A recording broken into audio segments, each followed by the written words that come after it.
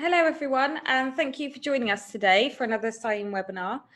This webinar will be on coastal habitats, salt marshes, coastal lagoons and mudflats, and will be hosted and presented by Jenny Fincham, Toby Abrahart, Alistair Killingsworth and Simon Forster. Before I hand over to them all, I would just like to make you aware that we will be doing a Q&A session at the end of the webinar, but please do send in your questions throughout. The way to do this is by clicking on the Q&A icon, which is at the top of your screen, typing in your question and pressing send. And like I said, we will do the Q&A session at the end. So without further ado, I will now hand over to Jenny, who will introduce you to the webinar. Thank you, Jenny.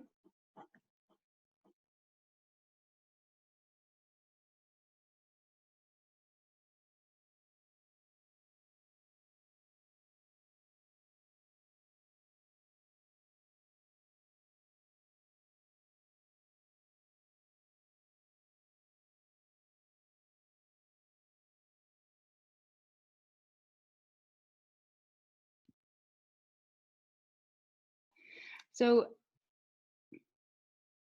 can you guys hear me? Yes, we can. Yeah. Great. So, hi everybody, I'm Jenny Fincham. I'm a marine ecologist with CFAS, and I'm also a member of the Marine and Coastal Special Interest Committee with CIEEM. So, we're a committee of volunteers, and we like to try and support CIEEM members with an interest in the Marine and Coastal Centre, specialist interest, by promoting networking, the sharing of knowledge and best practice, organising events and webinars such as this, and providing articles if we can to the In Practice magazine and the CIEEM website. So my contact details are there if you ever want to ask me any questions, and if you'd like to know any more about the special interest group, you can also contact our convener Steve Mustoe, whose contact details are at the bottom. I'm here with Toby Abrahart, Ali Killingsworth and Simon Forster. So I would like to hand over to Toby, who will introduce everybody and continue with today's presentation. Hi, I'm Toby Abrahart. I run an ecological consultancy in Suffolk, and with me are Alistair Killingsworth, who works for me on a number of our projects, and Dr. Simon Forster of Mysalia Limited, who predominantly works on the marine environment. Today we'll be talking about coastal habitats, including salt marshes, coastal lagoons and mudflats. We'll be looking at their importance as an ecosystem, their designations and the variety of species found within them. I'll discuss salt marshes, Andy will discuss coastal lagoons, and Simon will talk about mudflats. The three habitats are found in or adjacent to estuaries in the UK. Estuaries are found around nearly half the coastline, with the UK supporting over 30% of the Western European estuarine habitat. This gives our estuaries not only national and European importance, but international importance too. The three habitats we'll be discussing are all transitional habitats occupying different zones within the estuaries. So the estuaries are broadly divided into 7 types. Open coast estuaries, which are typical of sandy systems with relatively exposed sand flats like North Norfolk coast. Open coast back barriers, which are sandy, muddy systems on the sheltered sides of coastal barriers, such as Blakeney in Norfolk and Orford Ness in Suffolk. Embayment estuaries that fringe the edges of large tidal embayments with unobstructed entrances and tend to be sandy, like in the Wash.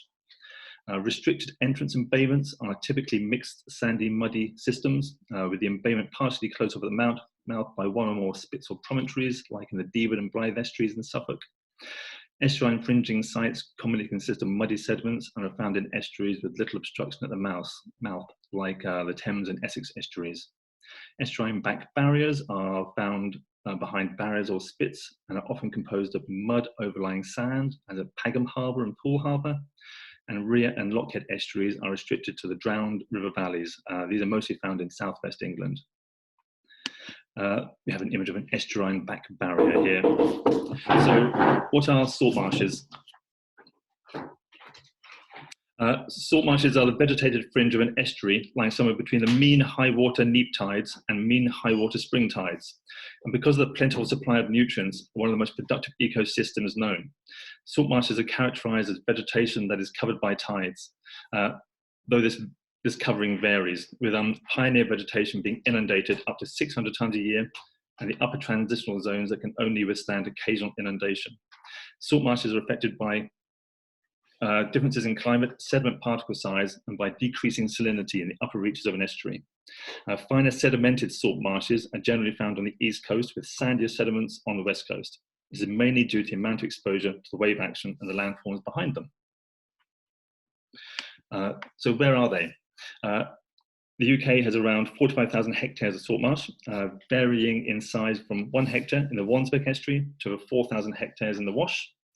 Although they are found around the UK, the main areas supporting salt marsh are the Thames estuary, the Essex and Suffolk coast, the Wash and the North Norfolk coast, around Southampton, Liverpool, Morecambe Bay, the Severn and the Humber, which pretty much covers most of the UK. So why are they important? So salt marshes are a highly valuable ecosystem, both in terms of conservation importance and for their function in flood and coast defence. They have a role in pollution control, waste disposal, maintenance of water quality, fisheries, recreation and tourism. Salt marshes are an important resource for wading birds and wildfowl. They act as high tide refuges for birds feeding on adjacent mudflats, as breeding site for waders, gulls and terns, and as a source of food for passerine birds, particularly in autumn and winter. In winter, grazed salt marshes are used as feeding grounds for large flocks of wild ducks and geese, mainly Brent, pink-footed geese and widgeon. Areas with high structural and plant diversity, particularly where freshwater seepages provide a transition from fresh to brackish conditions, are particularly important for invertebrates too. Salt marshes form natural coast defence because they trap and stabilise sediments and also dampen the effects of waves passing over them. A brief graphic showing the effectiveness of salt marsh in wave attenuation and the associated costs of sea walls. The wider the salt marsh and the saltings are required, the wider the salt marsh and the lower the required wall height, and accordingly a much reduced cost of sea defence needed to defend against storm tides and storm events. Salt marshes are valuable as carbon stores.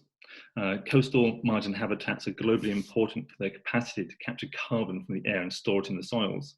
Salt marshes have the ability to capture carbon at a rapid rate and store it for long periods of time. The relative carbon storage potential of coastal habitats is now considered to play a significant role in the regulation of both local and global climate.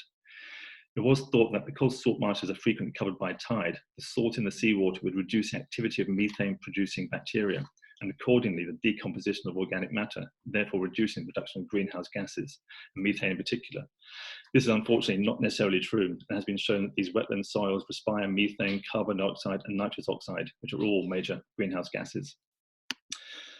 Okay, so current and potential threats and gains to salt marshes. Reclamation and land claim.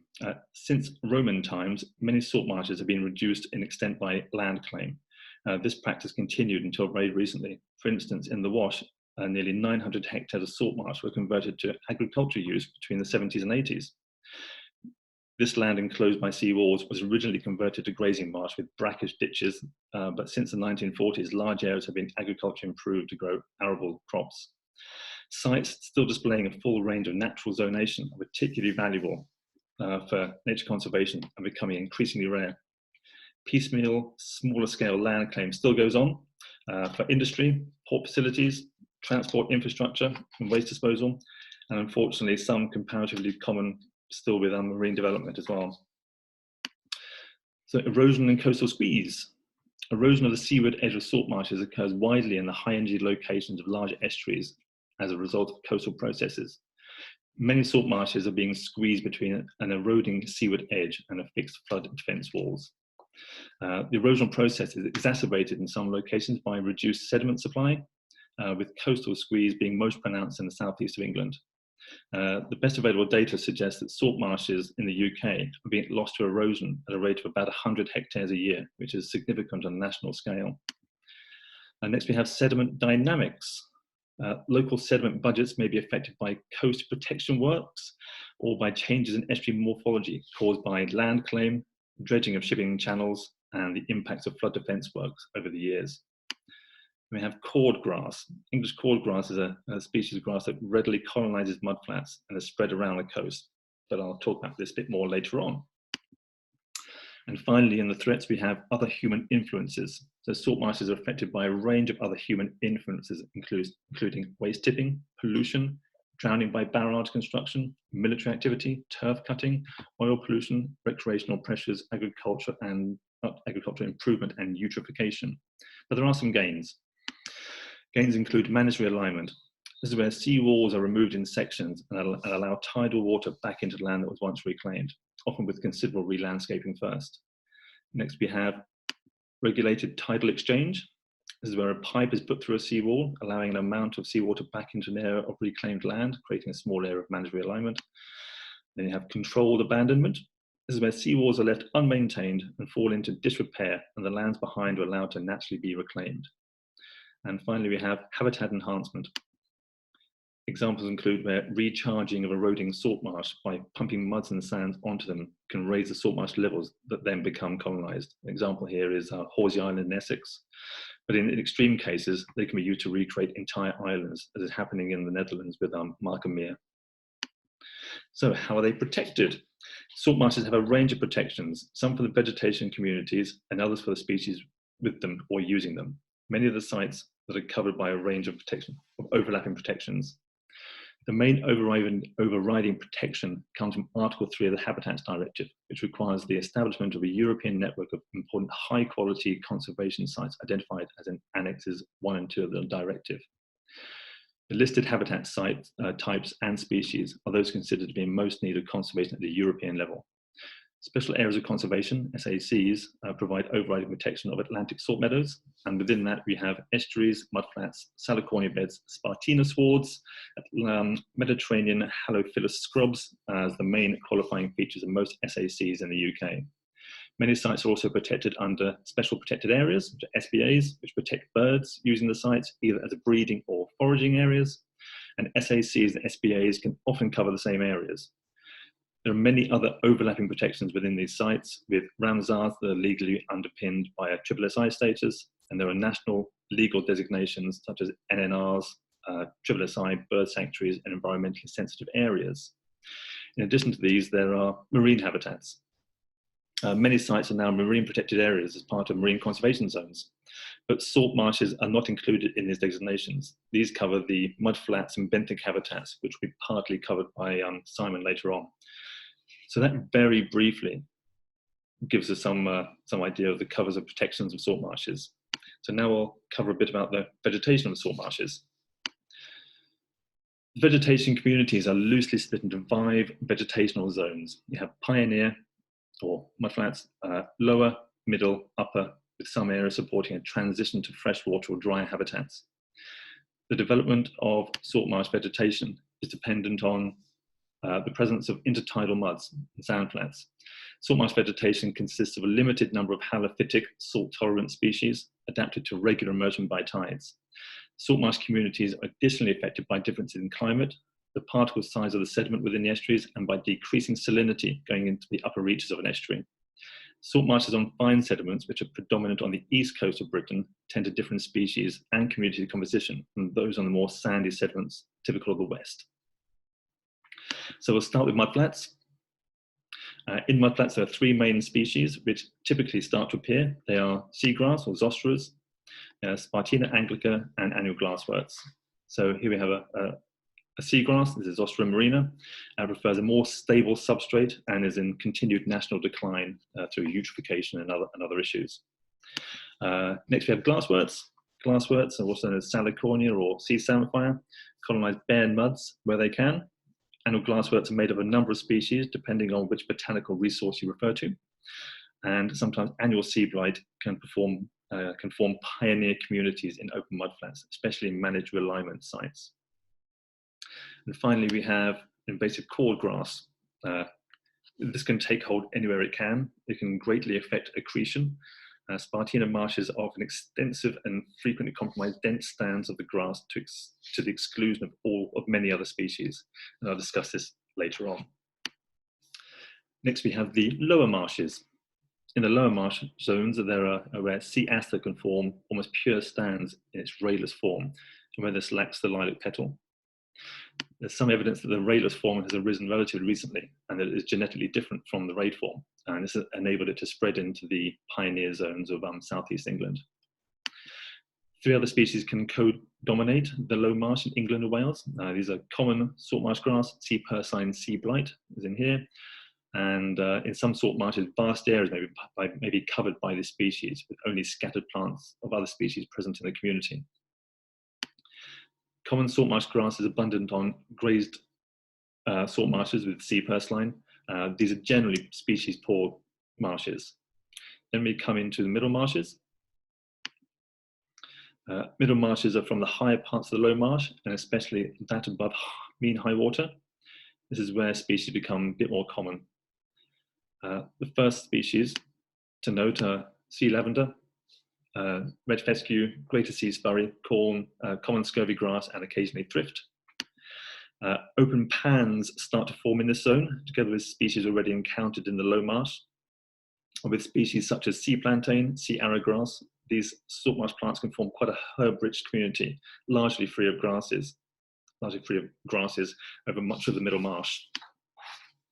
Also, you get the rare native small cord grass, Spartina maritima, which can often be present at a low density within the zone in the southeast of England. Then we have the upper marsh.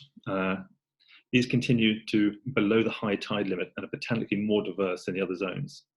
They have a greater presence of sea thrift and red fescue, as seen here. Salt marsh rush and salt marsh rush and sea rush are also reliable indicators of an upper salt marsh. A few uncommon species like sea wormwood can occasionally form large stands through this community. And finally, we have the terrestrial vegetation, also known as driftline communities.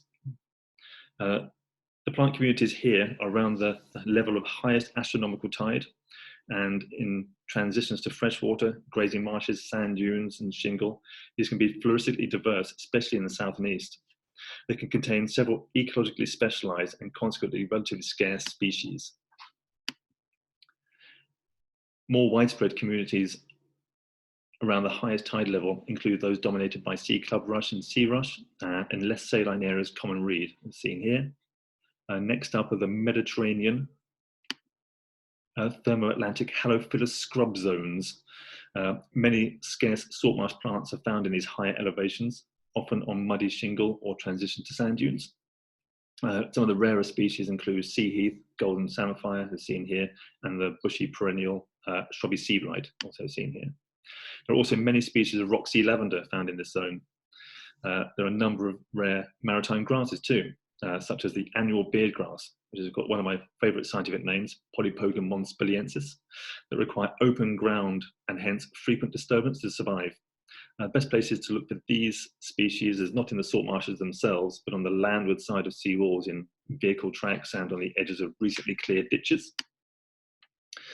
More commonly though, in the higher parts of the upper marsh in the south and east are occupied by sea couch. This grass is replaced in similar habitats in Scotland by its close relative, the common couch grass. This can be unpopular with farmers as it's coarse and unpalatable, but many invertebrates and associated vertebrates obviously love it and are both well protected physically and legally. And finally, we get to Spartina marshes. Spartina has created large changes in salt marshes over the years, not just in the UK, but in many other coastal temperate zones around the world. It was caused by the evolution, spread, and subsequent partial decline of cordgrass. The spread of the grass by deliberate introductions around the coast are well documented.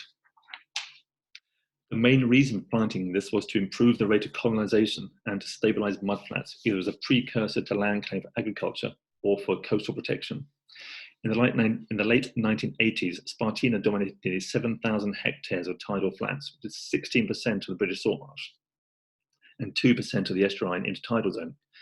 More recently, it has been estimated that more than 10,000 hectares of Spartina of the 45,000 acres of salt marsh around the British coast is now covered. But there is a partial Spartina marsh dieback, and it's been noticed in the longer established swards. The conditions under which this degenerates because the land created by it was badly drained, highly anaerobic, with a high proportion of fine particles and a high sulfide content. So the degeneration was caused by a rapid accretion of poorly drained sediment it created, and often creating marshes with a concave profile. So the Spartina itself was the cause of its own deterioration.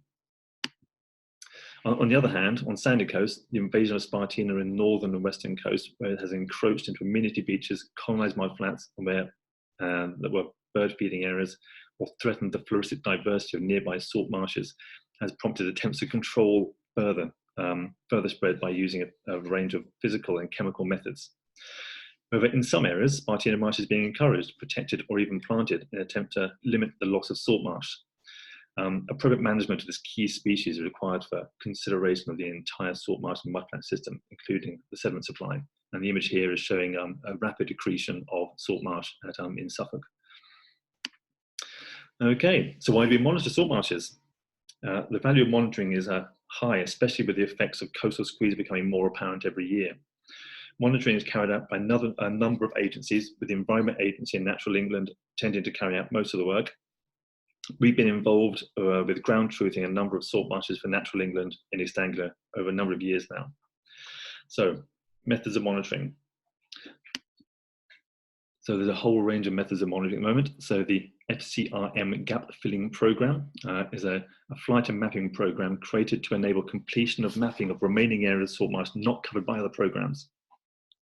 This work was carried out in consultation with the Marine Monitoring Service and the regional coastal monitoring programs. Natural England and JNCC were consulted throughout the collation process and communicated regularly about this. Next, we have the regional coastal monitoring programs, RCMPs, which are regional partnerships of local authorities, coastal groups, and English regions of the Environment Agency. They have a collective vision to develop a long-term region-wide coastal process monitoring and analysis program.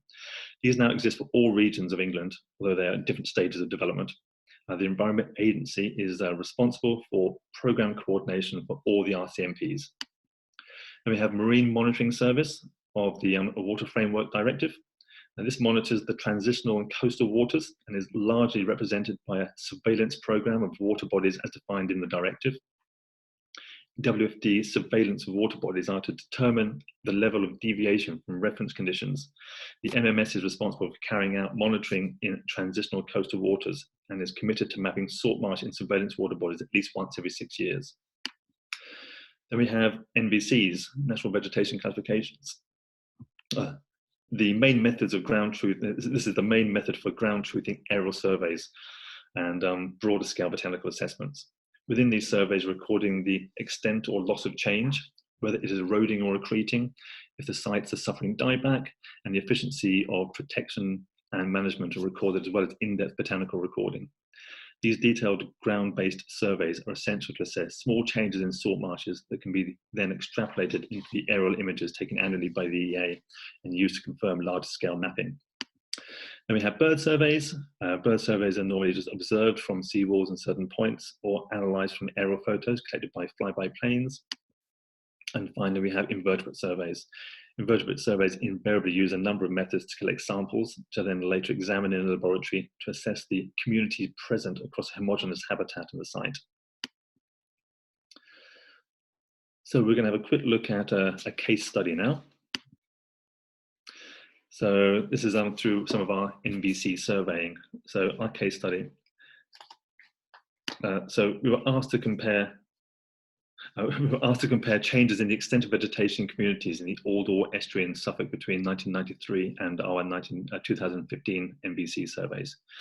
The ability to map in great detail has changed significantly over the years, and with access to aerial images has allowed for a greater level of detailed mapping to be undertaken, especially using GIS. So we're taking a brief look at an area of salt marsh and orpid nest in Suffolk. So as you can see here, we've gone from recording about 3 main communities in 1993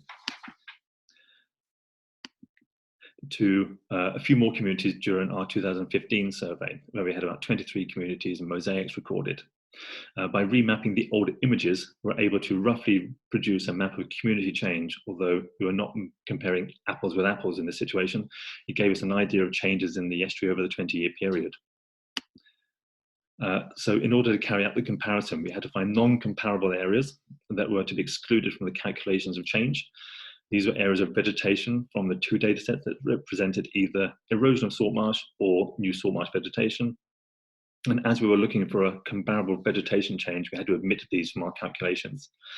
However, the differences in resolution of the 2 data sets made it difficult to establish whether these changes had indeed occurred, or whether they were just a product of differences in survey methods over the 2 time periods and analysis. But most of these non-comparable areas were around the edges of the salt marshes. So in the end, we're only able to assess 61% of the salt marshes between the years, but these were the main portion of the salt marsh vegetations between those years. So we were trying to look at zone change. So we applied the zonation procedure to the data set and extracted the comparable areas of vegetation. The zone change of polygons was calculated to summarize the magnitude and direction of vegetation change between the two surveys. The 5 vegetation zones were assigned numerical scores, 1 to 5, to represent each of the zone's positions in the salt marsh, 1 being pioneer, 5 being transition.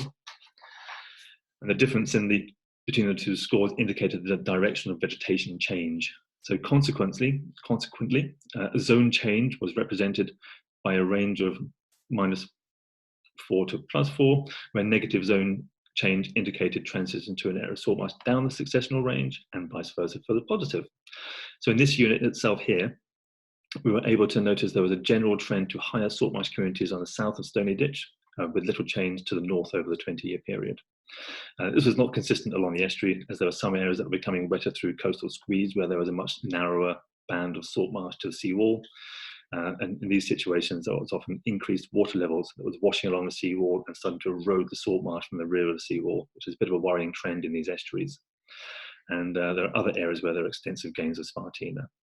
So all in all, it's all pretty interesting stuff. And it shows that the need and importance to ground truth sites.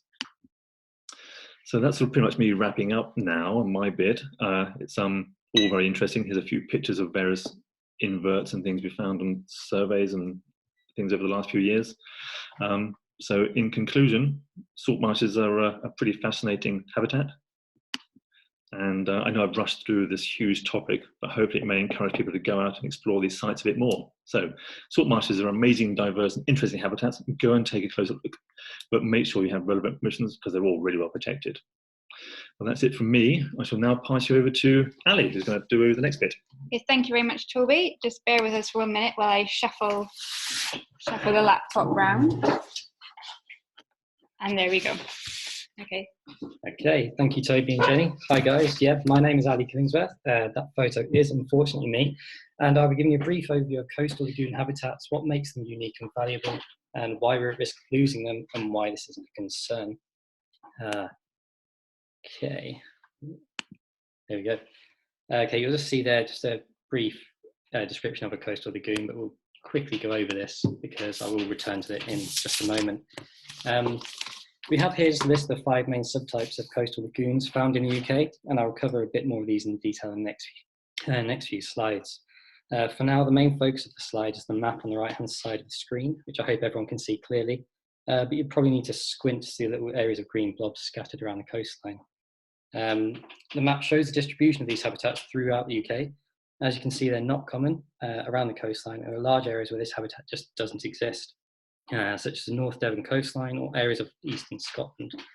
Just give everyone just a few more seconds just to take that in before I move on. But there will be another slide in just a minute that will show these areas a bit more clearly.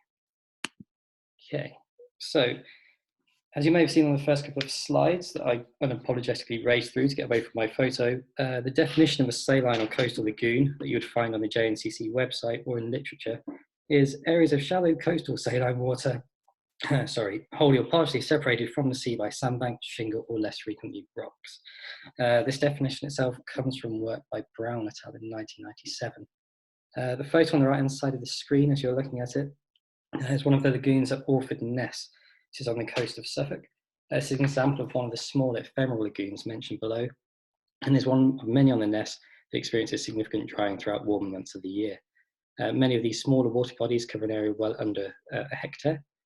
On the opposite end of the size scale is the Loch of Stenness, which is found on the southern coastline of mainland in Orkney Islands. This is the largest UK lagoons, and it's approximately 800 hectares, which for anyone that likes an analogy to picture a large area is approximately 1,000 football pitches. Okay, and here we come to the 5 main subtypes identified within the UK. Firstly is isolated lagoons, so completely separated from the sea by a barrier of rock or sediment. Seawater enters by limited groundwater seepage or by overtopping the sea barrier. Salinity within these lagoons is variable but usually low, and they're often transient with a limited lifespan and more depauperate biota. Percolation lagoons, as the name suggests, these are normally separated from the sea by a permeable barrier. More often than not around the UK, this is a shingle bank. Seawater percolates through the shingle or occasionally overtops during storm events. There are also transient features that may be lost over a period of years or decades. Water within sealed lagoons is retained at all states of the tide by a barrier of rock, and there is very little tidal rise or fall. Seawater input is regular and frequent, although salinity can show seasonal variability. Within the UK, these lagoons are found only in Scotland. Sluice lagoons that are modified by human mechanical interference, which would include the construction of culverts under a road or valve sluices. Aquatic invertebrate and plant communities vary based on the sediment types, but may resemble those found within sealed lagoons. And lastly, we have lagoonal inlets. Here, seawater enters on each tide, and salinity is usually high, particularly at the seaward end of the inlet. So those 5 types we've just covered have aided in the designation and protection of saline lagoons through the implementation of SACs, which, as many of you already know, and as Toby's explained, fall under Annex 1 of the Habitats Directive. The designation is largely due to the rarity of such habitats within the UK when compared to relative abundance around the EU. And as the note at the bottom of the box on the left says, it should be noted that the SACs and SSIs only include sites on natural substrate and do not include artificial sites such as docks. Of course, this isn't to say that man-made docks or harbours can't provide habitat for wildlife or valuable habitat, but we won't be covering those within this talk. And for anyone who's looking at the map on the right of the screen and wondering what the grading system represents, I'll quickly run through that now. Grade A sites are those classified as outstanding examples of the habitat. Grade B are those which are excellent and above the threshold for SSI, or if you're in Northern Ireland, A SSI, but crucially they're of lower quality than Grade A sites. Grade C sites are those that are at least of national importance, and any Grade D are areas of habitat that are below SSI quality but occur within a designated SAC. Yay. So just sort of quickly covered basics of what a lagoon is and where you can find them. Just take a quick look at this slide about the main threats to coastal lagoons, both in terms of the species diversity within them and the continued existence of the lagoon itself. Firstly, lagoons are termed transient water bodies. Their changing salinity regimes and natural succession within and surrounding the lagoon can lead to the creation of freshwater habitats, such as fen carp. The artificial infilling of lagoons or land claim, which is sometimes undertaken as part of coastal development, is also termed coastal squeeze, as Toby detailed earlier. But for here, coastal squeeze doesn't only happen with the infilling of lagoons, it can also include the developing behind the lagoon itself, which removes the opportunity for lagoons to move with natural succession and creation. Pollution is one of the main threats to species inhabiting lagoons, and it's one of the many types, well, as it is with many types of water body and watercourse. A particular concern within lagoons is nutrient enrichment. Water abstraction obviously reduces the levels of water in lagoons and can impact the speed at which it dries out. This will then impact the salinity of the lagoon, and species within them have varying tolerances to salinity, so it causes a community shift there. Coastal defence works, they prevent overtopping, which would normally refresh water levels or create new lagoons. They have other impacts which are linked to species distribution, which will come up a little bit later. Sea level rise, which we've all heard of, obviously, which this can actually be exacerbated by geographic factors. For example, the gradual sinking of the southeastern counties of England caused by the isostatic tilt of the UK mainland. Although we can't quickly rush past and ignore the fact that sea level rise may actually present occasional opportunities for the creation of new lagoon habitat, whereby the seawater overtops and inundates freshwater areas or depressions behind sea defences. Now, you might be wondering, why are we worried about losing this habitat, and why is it a concern? I mean, other than it being an uncommon or scarce habitat type, what would be the impact of losing them from the coastline? Well, a number of plants and invertebrates are restricted to these habitats, and losing them would mean they would lose the only habitat that they have to inhabit or to survive within. This is because they have developed particular evolutionary traits that have adapted them to the salinity levels and vegetation structure, amongst other characteristics, that you can only find within coastal lagoons. But before we look at a couple of examples of these species, we'll quickly talk about one of the theories as to how this specialism may have evolved. And you might now be wondering why I'm showing a map of the Mediterranean Sea, and some of you may twig the reason, but the connection between them is that they are tideless, or in the case of the Med, has a very limited tide. The species I'll show you on the next slide could, in theory, survive in other brackish or saltwater environments in the UK, given their tolerance for salinity. However, the common factor when considering the survival and distribution of these species is the absence of a tidal influence, or areas that have very limited tidal influence within both brackish and fully marine environments. It is thought that these species evolved within large tideless seas and oceans, such as the Tethys, and then spread to lagoons around northwest Europe during various ice ages or landmass movements. So here on this slide are a couple of species that are dependent on this habitat around the UK coast. Firstly, on the left, we'll start with the rather beautiful Nematostella vectensis, which is also called the starlet sea anemone. It's a very small anemone species with a column that rarely exceeds 15 mil. It's recorded in brackish pools and lagoons around the UK, but most frequently found in shallow waters, those with a depth less than a centimetre. However, there are instances of it being recorded down to a depth of 2 metres. As you can see, it's a species of principal importance in England, and it's listed on Schedule 5. It's also listed as vulnerable on an IUCN Red List. Threats in particular to the starlet sea anemone include damage to or loss of the lagoon habitats, primarily caused by pollution, drainage, and other activities.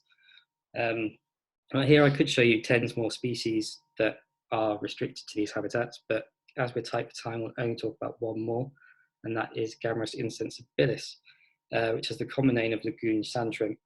Around England, the species is only found in coastal lagoons. The shrimp is small, only grows to 2 centimetres in length, and although they're restricted in habitat and distribution, they can occur in large numbers when they are within one of the lagoons. Like the Nematostella, it is a species of principal importance and listed on Schedule 5.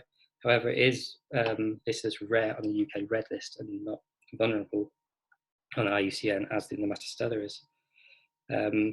Threats facing the species are the same as for those for the Nematostella, which is a damage to or loss of lagoon habitats from pollution or drainage. You might have guessed, based on the small size of all these animals and where they live, that dispersal for them is extremely difficult. This is evidenced by the lack of species within lagoons that provide appropriate niches, but they're not occupied. It has or has been long considered, or was considered, an option that seabirds, waders, ducks, etc., could be a vector for dispersal between lagoons, for example, through attachment of feathers or legs. However, a study by Barnes in 1988 found no correlation with bird abundance and species diversity. So what does that leave us with? Well, one of the stronger theories suggests that species are spread around the coast by coastal floods, which would wash vegetation, debris, and animals into the seas and oceans. The animals would then be deposited into other lagoons around the coast. Unfortunately, the increasing use of sea defences, as we mentioned earlier, would prevent or limit the incursion of new species into lagoons, keeping them within the seas and oceans, which are environments they are unlikely to survive within for extended periods of time. Okay, so briefly covered the potential threats to populations of lagoon species, most of which are anthropogenic or the result of anthropogenic actions. Let's quickly run over a couple of natural limitations to populations and distributions within brackish waters. An obvious place to start is, of course, predator-prey interactions. Many of the predators of brackish invertebrates are wading birds and fish, which have been found to have a similar impact to each other on invertebrate populations when you consider estuaries and mudflats. The impact of wading birds on invertebrate population and mudflats have been studied in detail. I'm sure Simon will be covering this a little bit more in the next section. Other processes that could limit populations or at least impact their distribution within an individual lagoon include bioturbation, which is where foraging animals reveal hidden animals in the sediment or destroy their burrows.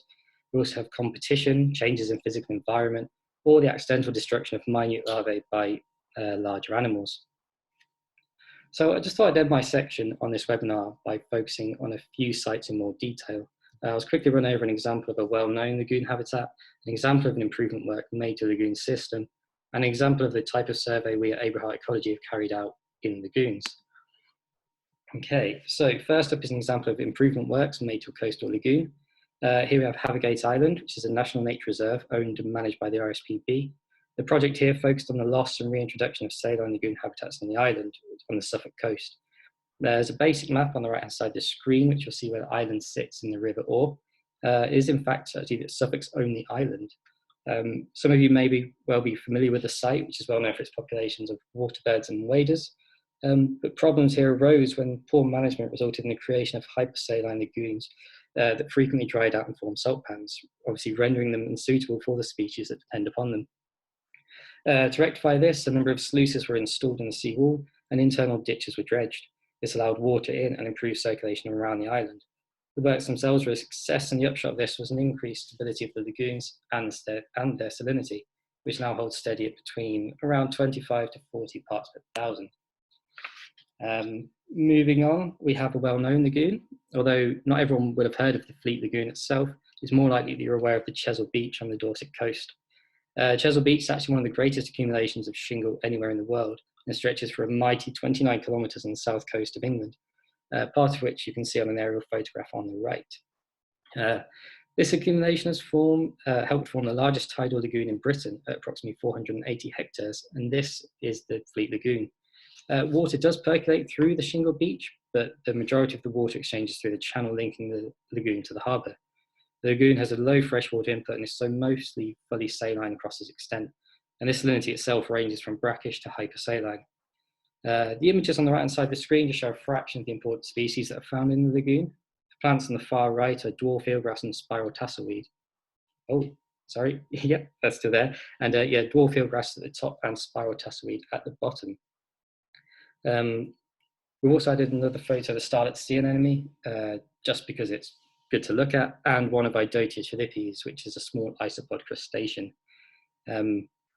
These species provide shelter and foraging resource for resident and visiting fish and birds. The sea fish that visit the area, such as thicklet grey mullet, and there are also species that are found in freshwater habitats, like European eel and three-spine stickleback. The shingle itself is a nesting habitat for ringed plovers and little tern, which is an Annex 1 species. And lastly, we have an example of the survey work we do here at Abra Ecology. You've been seeing photos throughout the webinar of orpid nests, which is somewhere that we've surveyed extensively for the National Trust. Our surveys on the nests have included monitoring populations of Vertigo angustia on the rear-line sea walls, and monitoring populations of coastal lagoon species, with a particular focus on the rare species you saw earlier, so Gammarus sensibilis and Nematostella vectensis. We found that a number of the previously surveyed lagoons had dried completely. The remaining lagoons were formed over various substrates, from anoxic muds to shingle, with pretty much all of the shingle habitat we found confined to the eastern end of the nest. The salinity in particular had wide-ranging and high values. Some of the lagoons in the centre and at the west of the nest had salinities as high as 74 parts per thousand. And we found that this increased salinity and the oxygen content that went with it created a marked shift in the aquatic invertebrate communities and much reduced numbers of mollusk species. So for example, only 60 hydrobia were recorded within one of our samples here, whereas over 600 have been recorded in other lagoons, and over 1,000 Retusa obtusa had also been recorded, which is a lovely little gastropod with the name of Arctic barrel bubble. And with that name, just because it's nice, I will leave you and hand over to Dr. Simon Forster. Thank you very much, Ali. Please bear with us for 1 minute while I stop sharing my screen to let Simon share his. Okay, here we go. Is that one? Share screen, share. And it should be on the screen now, I think. Yeah, that's great. I'll put us on mute. Thank you, Simon. Excellent. Well, hello everybody, and thank you, Toby and Ali, for those excellent presentations. I'm going to talk about mudflats and hopefully get across the wonder of mudflats and how valuable they are to the environment in general, and also the wonders of the animals that live there. First of all, a couple of definitions, if I can get my computer to work. Definitions and descriptions. Right. Mudflats, they're sedimentary intertidal habitats created by the deposition in low energy coastal environments. It's low energy so that the fine particulates can settle out of the water. And you find them particularly in estuaries and other sheltered areas and bays. The sediment consists mostly of silt and clays with a high organic content. And at more energetic sites, the sand content increases, or more correctly, the fine particulates decrease as they aren't settled out with the higher energy of the waters. They can be huge, they can be several kilometres wide and often form the largest portion of intertidal areas of an estuary. The Morecambe Bay mudflats, for example, extends for 310 square kilometres. So it's an absolutely vast area. The designations, the habitat itself is a UK Biodiversity Action Plan priority species, and it's listed in Annex 1 of the Habitats Directive. Biotopes are the characteristic of mudflats.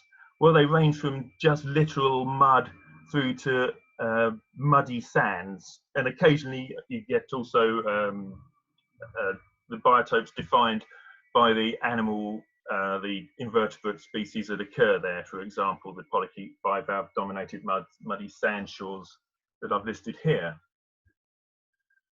Distribution. The intertidal mudflats cover 270,000 hectares in the UK, and as been mentioned in the previous presentations, they're mainly in the major estuaries and bays. I think if you can see my cursor, we've got the Wash here, and the Essex estuaries down the east coast here, and the Severn estuary and the Dee estuary. They're all important areas for intertidal flats. Community surrounds, the general perception of mudflats, if you ask people, they'll say, well, they're flat and muddy and barren and nothing lives there. Well, that perception is, yeah, they're flat and muddy and they look barren, but there's an incredible amount of life in a mudflat. If we look at the macrofauna first, the larger of the animals that live within the mud, these are animals retained on a 0.5 millimetre sieve or a 500 micron mesh. Start off with the bivalves. You often get very high densities of bivalves in the mudflats, and here we see Macoma baltica. This is characteristic of muddy conditions. And where the level of sand increases, you can get the cockles, and these can create vast beds of cockles, and indeed there be important fisheries in estuaries such as the Dee estuary in North Wales.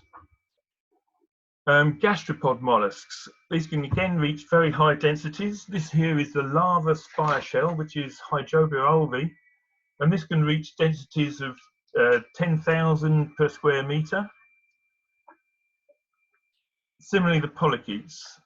This here is actually nearest virens, the king rag, and this is this is found on the lower sections of salt marsh and in subtidal zones, but its near relative, nearest diversicula, or Edistes diversicula, I should call it now, is very common on the main body of mudflats. And along with other species like spionid worms, they can get very high abundance and high densities. Oligochaete worms, again, these can reach huge densities. These are relatives of the common garden earthworm and are generally found in estuaries and areas with lower salinity. And they can reach densities of multiple millions per square metre. And there's a close-up of an oligochaete there, which caught me by surprise. Crustaceans. The classic crustacean on mudflats is the mud shrimp, Acrophium volutata. Again, these can reach huge densities. On the Essex mudflats, they've been recorded in excess of 140,000 per square metre. And they're very valuable food source for birds and also fish species. In sandier sites where sand dominates the flats, you'll get different amphipods occurring, like the Bathypariah, which is a classic of a sandy mud flat. Okay, now we're going down a size grade now, and we're going to be looking at the myofauna. These are animals that are typically retained on a 50 micron mesh. So that's a 50th of a millimetre. They're microscopic, but they're hugely abundant. And the most abundant of them all are nematode worms.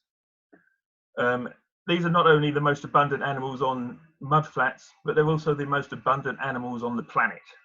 It's been estimated that 4 out of 5 of all multi-celled animals are nematode worms. And that's huge, that's incredible. They exist from the tops of mountains, in people's guts, to the bottom of oceanic trenches. They're absolutely everywhere. But on mudflats, they're extremely abundant. The highest density I've ever recorded was in the Thames near the Millennium Dome, where there was over 30 million nematodes per square metre sediment. This is a typical nematode, it's Sabatiaria punctata, and it's the archetypal image of what people think of nematodes. They think it's long and thin, no features, difficult to identify. But that's not generally the case. A lot of nematodes aren't long and thin. They can be short and fat, like this bottom one here. This is Ricturgia inaequalis, and that's the Yabba the Hutt of the nematode world. It just sits in the sediment and just eats its environment and digests out whatever it can. And the species above it is Metepsilanema. And this occupies sandy sites. And if you can see my cursor again, here we have ambulatory setae. And these allow the nematode to walk in between the sand particles. If you have a close-up of these nematode worm heads, you can see the characteristics that are often used to identify between each species.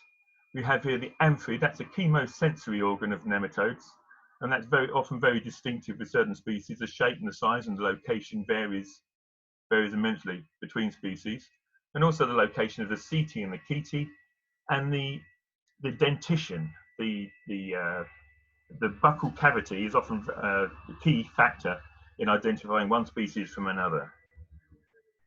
The next most abundant myofauna group is the harpacticide copepods. Again, these vary in size and shape, but on the muds, this bottom one here, this is a typical mudflat harpacticide copepod that you would get. It's an epibenthic or burrowing species. I believe this one's a diasacid.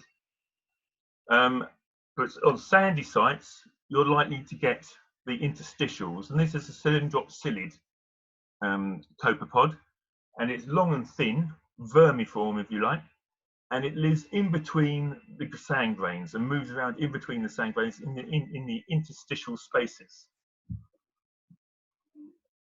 Other myofauna, which you get temporary myofauna, and these are usually juveniles of the macrofauna species that occur in the area. For example, here the top picture is a neochaete, a polychaete juvenile, and below it is a newly settled spat of a bivalve species. But you also get other animals that are permanently found in the myofauna. For example, on the left here, that's a tardigrade. It's a water bear. And in the middle at the bottom, it's a halocarid mite. At the top, we have a ciliate. And on the right, that's a chinorhynch, commonly known as a spiny crowned worm. Even though it's not a worm at all, it's a phylum on its own, Chinorhyncha, and it's only found within the myofauna. Now, the communities of plants. We've had good descriptions of the coastal plants from Ali and Toby, but on open mudflats, you don't get macrofauna, except, my cursor stopped working. On solid surfaces, if there's solid surfaces on the mudflat, you'll get macroflora colonizing. This is an example of the lower Tweed, where there was rubble on the foreshore and it was colonized by bladder wreck. Similarly, in the transition zones, which was described by Toby, where the mud stabilizes, it's colonized by salt marsh plants. And also, I've missed out here seagrass. Seagrass can encroach onto mudflats, and that's another macrofauna that you occasionally get, but that's a lot rarer. Now, the microflora, that's the important, as far as plant goes and mudflats, it's the microflora that's important, particularly the pennate diatoms. These range between about 10 microns and 250 microns in size and can reach huge densities. They can be multiple million per square centimetre, and that's vast densities.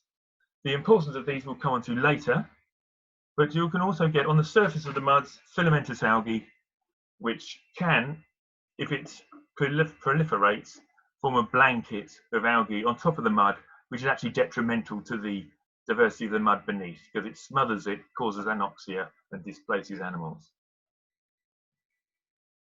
The nutrient input for mudflats, so there's basically two main sources. The dissolved nutrients in seawater as it washes over during periods of tidal inundation, and detritus importation, basically the fine particulate organic material that's deposited with the silt.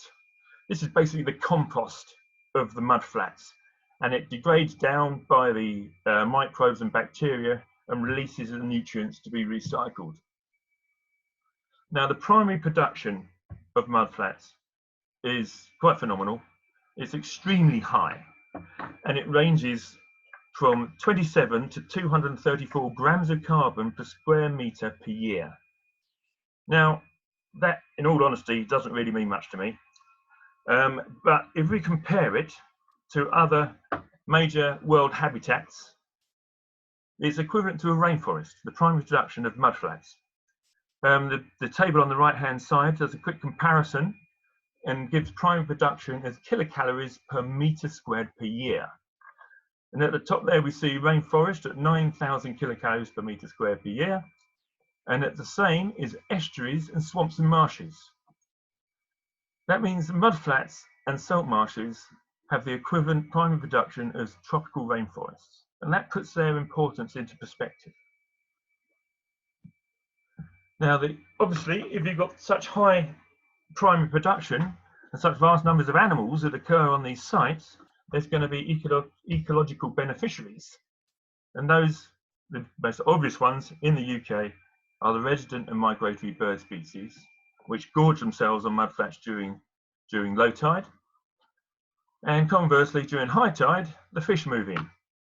And mudflats, creeks and estuaries provide incredibly valuable nursery grounds for fish fry. And without them, the coastal fishing industry would be much poorer. Other benefits, well, these have been mentioned in the previous talks. Carbon fixing and storage is very relevant in this climate crisis time of ours. Coastal protection was covered by Toby. And fisheries and aquaculture, fisheries such as I mentioned earlier, the cockle fisheries of the Dee estuary, and aquaculture, which can be considered the oyster cultures in various UK estuaries as well. And recreation, everything from wildfowling to using the calm waters for boating. Now, threats. Again, these have been covered in the previous talks. Sea level rise and coastal squeeze. As Ali mentioned, sea level rise, it can also be land sinkage. On the east coast, the land is dropping, which equates to sea level rise as far as the mudflats are concerned. Climate change, in particular, whilst that also affects the sea level rise, climate change, the more regular occurrence of extreme weather, for example, tidal surges and extreme storm events. And then you've got the threats such as dredging, pollution, coastal urbanisation, land reclamation, and leisure activities, all of which can have detrimental impacts on the quality of the mudflat. Now, monitoring and surveying. Again, this has been covered in previous talks. So to do mapping and changes, to map the total areas, the changes in structure of mudflats, which can be location of gullies, creeks, and the proportion of salt marsh to mudflats can be monitored. And the easiest way to do that, as we've seen previously, is to get yourself a plane. Now, obviously, that's quite an expensive route, particularly if you're doing a small area, looking at a small area. And it can be done on foot. You can monitor the boundaries using range finders and GPS devices. Or alternatively, you can log into Google Earth and look at the changes from the skies without having to pay a thing. This is funny. This is actually my PhD study site. And when I was working on it back in the 90s, it looked like the picture of the 2000 Google Earth shot. And now my former sampling sites have been covered up by Saltmarsh, and you can see clearly using Google Earth the changes there.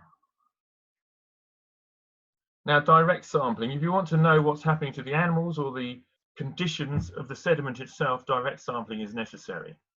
And that's the fun bit. You can get down and dirty and get in the mud.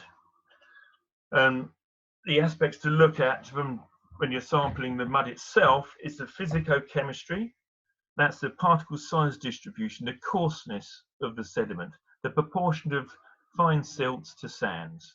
That's one of the most natural, that's the most important natural factor that affects what lives there. Additionally, there's the anthropogenic inputs, such as contamination, metal contamination, petrochemical, hydrocarbon contamination as well. All can be analysed and assessed and compared with the biology. Now, depending on what questions you're asking, depends on what bioindicator species or groups you want to consider. First off, you've got the macrofauna. You can take macrofauna cores quite simply and analyse them, and also the myofauna. Very simple to take. You only need small cores, and it's very easy to take. The fieldwork is the easy bit. Now, they both have pros and cons. The macrofauna, the taxonomy is generally easy. It's well documented. There's plenty of books, and the animals are big, and they're well known. However, the diversity and species richness on mudflats isn't great compared with other habitats, and the densities can be very variable, and they can be patchy. Take, for example, Corypheum volitata. They can be high densities of Corypheum volitata in an area, and then for bizarre reason they might just disappear or die off. For example, in periods of extreme heat, you can get die off of Corypheum volitata. And the community structures of macrofauna are fairly simple due to the low diversity and low species richness. Therefore, subtle changes in environmental change may not be conveyed into the community structure of the macrofauna. Myofauna, the taxonomy is a lot more difficult. Well, that's a perception. I'd argue with that, because once you get your eye in, it's no more difficult than any other group. But there are very few myofauna taxonomists, particularly nematode taxonomists. However, the benefits are very high diversity and very high species richness and very high abundance. That allows you to get statistically valid data, and it's robust, scientifically robust data.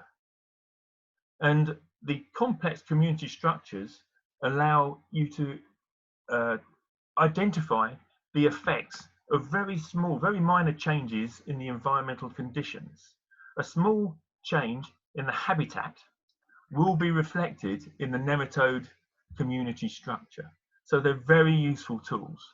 But as I say, it depends on what question you're trying to answer as to what bioindicator group you'd use. If, for example, you wanted to know whether the mud supported prey species for particular birds, you'd look at the macrofauna, because that's what they eat. But if you want to know the effects of a disturbance or an activity on the ecology of the mudflats, you might prefer to look at the myofauna, because it's a lot more sensitive.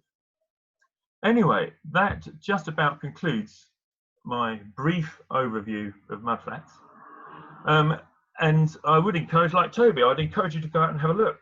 Go down to the coast and have a look at these habitats, because they are wonderful. But if you go onto the mudflat, they can be dangerous. So please be safe, take all the sensible precautions, check the tide, never go onto the mudflat on your own. But at the end of the day, enjoy the mud. And that concludes my presentation. Oh, I'd just like to say one more thing. That idiot on the screen now is not me. Okay, if I could hand over to... Thank you, Simon. So we've run over a little bit in time. I do apologise for that, but we're so passionate about Saltmarshes, coastal lagoons and mudflats that we just couldn't help ourselves. We've only had 3 questions come in, so even though we're running a little bit late, we could probably cover those 3 questions in a very quick Q&A session. It will only take a couple of minutes, I think. So we've had 2 questions on Saltmarsh and 1 on mudflats, so I'll just read them out, and Toby and Simon can answer them between them, I'm sure. So our first question is from Lucy. And Lucy has asked whether we have any experience in restoring salt marsh from construction activities, specifically from compaction arising from construction traffic along temporary trackways, and whether we've got any experience using compressed air as suggested by Natural England to reinvigorate the ground. Toby? Yeah, no, I've not had any experience of this. Have you, Simon? No. No. No. I'm very sorry, Lucy. We don't have experience of that on the sites that we've been working on. I have worked on sites where there's been arable land and then been sort of reclaimed, where they actually ploughed the land to see if that would actually try and create an easier structure. But that's but not using air compression. Sorry. Okay, we had another question from Rachel, which was asking us about, it just says, what about Atlantic salt meadows? I think we covered that pretty well hopefully I'd like to think we covered that in our beginning talk. Yep. And from Louise saying, what is meant by primary production in relation to mudflats? Simon, could you answer a little bit about what primary production is in relation? Yeah, primary production basically is a fixing of carbon by plants, and it takes the nutrients and it fixes carbon from carbon dioxide into carbon that can be used as energy. It's basically the same as happens on grasslands and trees. Primary production is basically photosynthesis, and it captures energy which is then used in the food web. I don't know, that's a very good description, but it's a photosynthesis and the fixing of carbon from the atmosphere. Great, thank you, Simon. We've got a very brief question from Jez for Toby about, could you provide with a reference for reasons of S. angelica decline? Yes, Martina, yeah, I can do, but I can do that later on. Yeah, okay, so if you send us a quick email, we can try and do that for you. And we've got another question asking for some advice for some beginners who would like to look at aquatic invertebrates in salt marshes, and would we recommend focusing on pools or channels? Simon?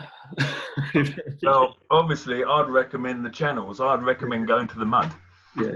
Because it's very easy to collect and it's very easy to separate. All you need is a bucket and a sieve.